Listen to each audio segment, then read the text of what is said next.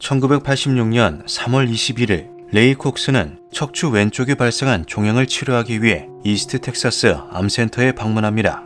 그간 총 8번 반복되었던 방사능 치료는 그의 병세에 뚜렷한 차도를 보여주고 있었는데요.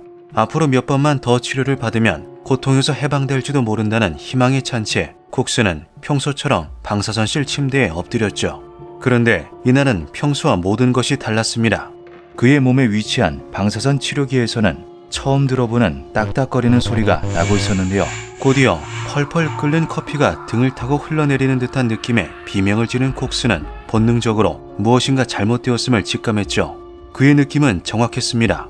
딱딱거리는 소리는 방사선의 양을 측정하는 이오나 챔버가 포화 상태에 도달했음을 의미했는데요. 그의 몸에는 무려 적정량의 100배가 넘는 방사선이 내리쬐고 있었죠.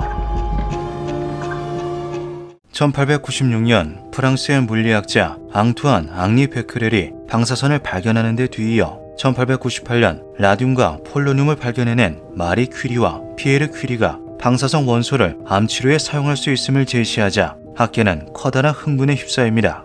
기원전 1600년 전 이집트 파피루스에 암의 존재가 기록된 후로부터 3000년이 넘는 세월이 흘렀음에도 절제를 제외하면 마땅한 치료법이 없었던 의학에 한 줄기 구원의 빛이 찾아온 것인데요. 얼마 지나지 않아 마구잡이로 암치료를 시행했던 학자들은 방사선이 암을 사멸시킬 수 있는 것은 사실이지만 여러 심각한 부작용이 존재한다는 것을 깨닫게 되죠. 그렇게 수많은 시행착오와 희생 끝에 적정량의 치료용 방사선 수치가 정립됩니다.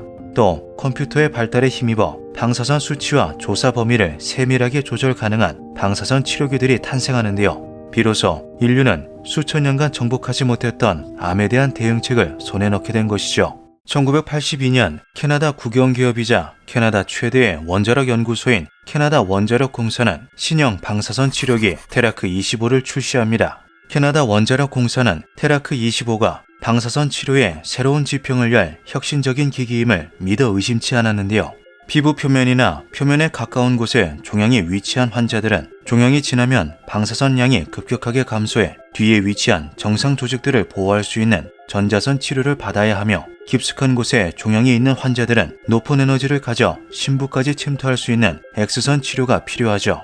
때문에 캐나다 원자력 공사는 두 종류의 환자를 위해 테라크 6, 테라크 20을 각각 생산해 판매 중에 있었습니다.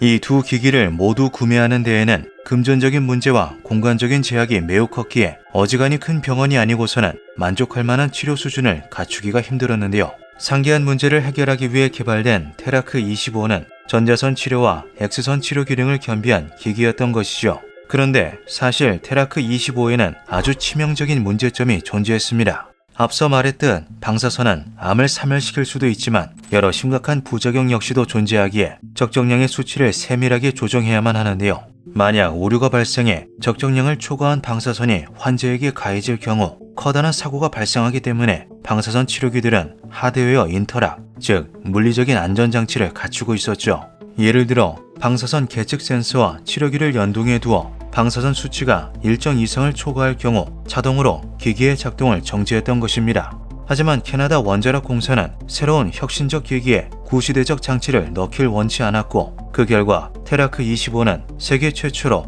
완전히 소프트웨어로만 돌아가는 방사선 치료기로 설계되었는데요. 원자력 공사의 개발자는 느닷없이 떨어진 초대형 프로젝트에 머리를 감싸줄 수밖에 없었죠.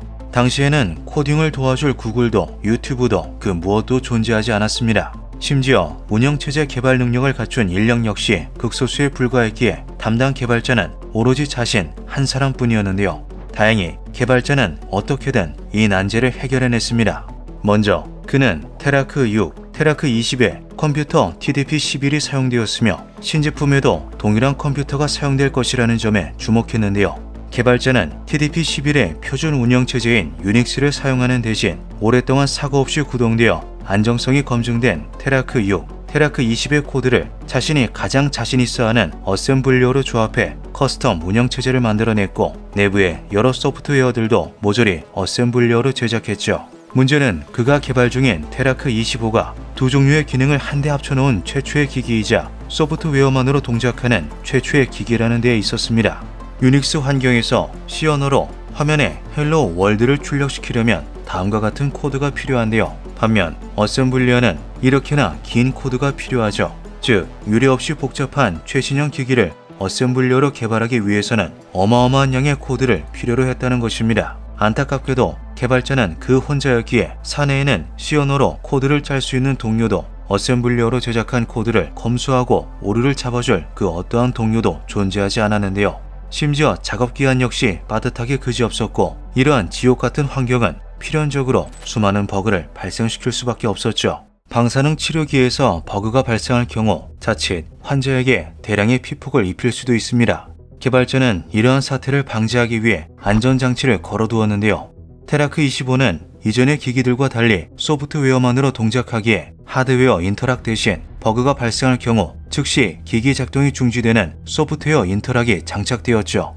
그런데 양산 단계에 돌입하기 전 기기를 테스트하던 경영진들에게서 혹평이 쏟아집니다. 테라크 25로 환자를 치료하기 위해서는 키보드를 사용해 환자의 이름, 방사선 종류와 각종 처방 정보를 입력해야 하는데요. 여기서 문제는 총 5가지였죠. 첫째, 터미널로 당대의 히트 상품이었던 VT100을 사용했습니다. 정보를 입력하려면 탭키로 각 항목을 이동해야 하기 때문에 입력에 꽤나 긴 시간이 걸렸는데요. 둘째, 물리적인 안전장치가 없어 정보 입력을 실수할 경우 곧바로 참사가 발생할 수도 있었죠. 이것을 방지하기 위해 개발자는 똑같은 정보를 2번 입력해야만 기기가 작동하도록 세팅해 두었습니다. 마치 오늘날 사이트에 회원 가입할 때 비밀번호 확인을 요구하는 것처럼요. 셋째, 버그의 해결 방법은 고사하고 원인조차 찾지 못한 상태였죠. 유일한 해결 방법은 작동이 중지될 때마다 키보드 P키를 입력해 기기를 재부팅하는 것이었습니다. 넷째, 기기를 재부팅하면 처음부터 정보를 입력해야 했는데요. 당연하게도 2번 입력해야 했죠. 다섯째, 버그의 개수가 무려 64개에 달했습니다. 이는 곧 귀찮은 입력 작업을 반복해야 할 확률이 꽤나 자주 벌어짐을 의미했는데요.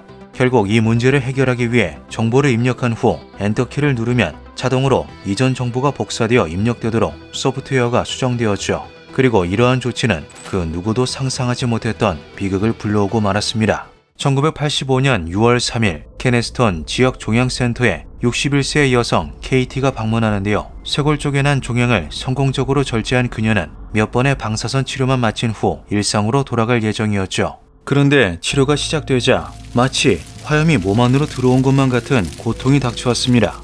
당신이 나를 불태웠어요. 그럴 리가요. 기계는 정상적으로 동작했어요. 긴장하시면 이런 경우가 종종 있습니다. 일종의 플라시보 효과 같은 거죠. 센터의 답변에 안심하고 집으로 돌아간 KT는 얼마 지나지 않아 가슴과 등이 화상을 입은 것처럼 붉게 변했고 팔과 어깨가 완전히 마비되고 마는데요. 당초 투여되어야 할 200라드의 방사선 대신 무려 2만 라드에 달하는 방사선이 그녀를 꿰뚫었던 것이죠. 다행히도 생명에는 지장이 없었지만 KT는 멀쩡했던 유방을 절제해야만 했으며 팔과 어깨 역시 영구적으로 마비되었습니다. 이 끔찍한 사고의 원인은 테라크 25의 구조와 운영 체제에 있었는데요. X선 모드는 강력한 방사선을 사용하기 때문에 디퓨저를 환자와 방사선 발사기 사이에 놓아 방사선을 저감시켜야 하죠. 반면 전자선 모드는 디퓨저가 필요하지 않기에 테라크 25는 두 모드를 전환하기 위해 턴테이블 방식을 사용했습니다.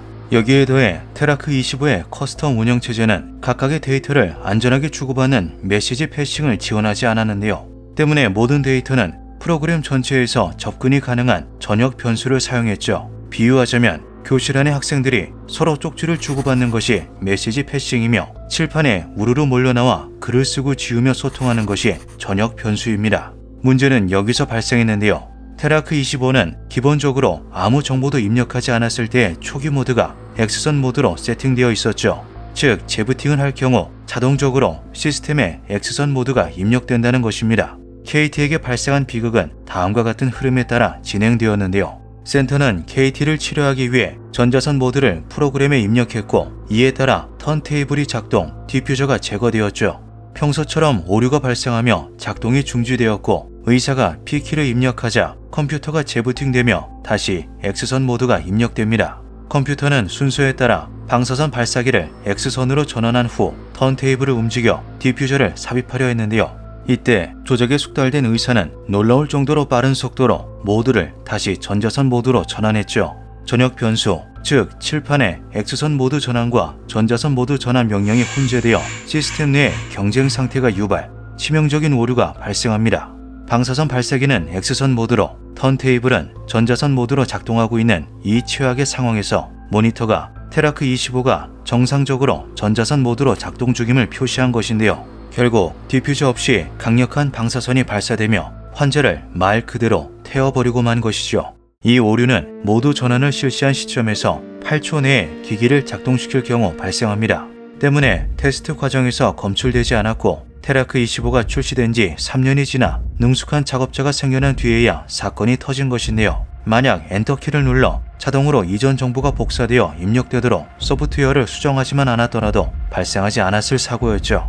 끔찍하게도 이 비극의 사후 대처는 매우 느릿하게 진행되었습니다. 첫 사고의 희생자였던 KT는 4개월이 지난 1985년 10월 병원과 캐나다 원자력 공사를 고소했고 11월에 고소장이 제조사에 도착했는데요. 캐나다 원자력 공사는 고소장을 받은 시점에서도 문제를 파악하지 못한 상태였고 단순한 진상 환자쯤으로 그녀를 치부하고 있었죠. 1985년 7월 자궁 경부암을 치료하기 위해 온타리오 암재단에서 테라크 25를 24번째 이용하던 40세의 환자가 대량의 방사선에 피폭됩니다. 화상과 붓기를 호소하며 병원에 입원한 그녀는 급속히 암이 악화되며 11월에 사망했는데요. 캐나다 원자력 공사는 이 악몽 같은 오류와 전혀 관련이 없는 부분을 수정하는 헛다리를 짚은 후 수정사항이 테라크 25의 안정성을 5단계나 높였다라며 자화자찬을 늘어놓았죠. 1985년 12월 야키마 밸리 병원에서 또다시 사고가 발생합니다. 이듬해 1월 31일 병원 직원은 캐나다 원자력 공사에 이 사실을 보고하지만 공사는 테라크 25가 방사선 사고를 일으키는 게 불가능한 이유가 담긴 2페이지의 답변을 자신만만하게 보낼 뿐이었는데요. 해당 환자는 피부 아래에 심각한 궤양이 생겨 피부 이식을 받아야만 했죠. 1986년 3월 레이 콕스가 25,000 라드에 달하는 피폭을 당합니다. 엄청난 고통을 느낀 그는 즉시 침대에서 뛰쳐나와 문을 미친 듯이 두드렸는데요. 방사선 유발 척수염에 걸린 콕스는 다리, 횡격막, 성대 등이 마비되었으며 5개월 만에 목숨을 잃고 말았죠. 캐나다 원자력 공사는 콕스의 전기 충격을 느꼈다라는 증언을 바탕으로 콘센트의 접지를 점검했고 테라크 25는 4월 7일부로 다시 작동되었습니다. 1986년 4월 11일 얼굴 피부암으로 전자선 치료를 받게 된 환자가 또다시 날것의 X선을 뒤집어 쓰는 사고가 터지는데요. 환자는 1개월도 지나지 않은 5월 1일에 사망했으며 부검 결과 우측 척두엽과 뇌줄기에 심각한 방사선 손상이 나타났죠. 이제 정말 문제를 해결해야만 했습니다. 병원 관계자와 캐나다 원자력 공사가 수천 차례의 테스트를 반복했고 그 결과 빠른 속도로 데이터를 입력할 경우 해당 오류가 발생함을 확인하는데요. 테스트가 한창 중이던 1987년 1월 17일에도 야키마 밸리 병원에서 또 다른 환자가 1만 라드의 노출, 3개월 만에 방사선 노출 합병증으로 목숨을 잃고 말죠. 1988년 캐나다 원자력 공사는 의료 부문을 해체합니다. 테라크 25의 소프트웨어는 수정되었으며 유지 보수는 다른 회사가 맡게 되었는데요. 당연하게도 대부분의 의료시설들은 이 저주받은 기계를 사용하는 것이 너무 위험하다고 여겼고 테라크 25는 빠르게 시장에서 퇴출되었죠. 이 사고로 인해 국제전기기술위원회는 의료 소프트웨어 관련 국제표준을 신설했습니다. 현대의 방사선 치료 기계는 국제표준에 따라 소프트웨어 인터락과 하드웨어 인터락을 모두 사용하고 있으며 소프트웨어는 공인된 외부 단체를 통해 검토, 검증 절차를 거치고 있는데요. 모든 안전수칙은 피로 쓰여지는 법이죠. 기묘한 밤이었습니다.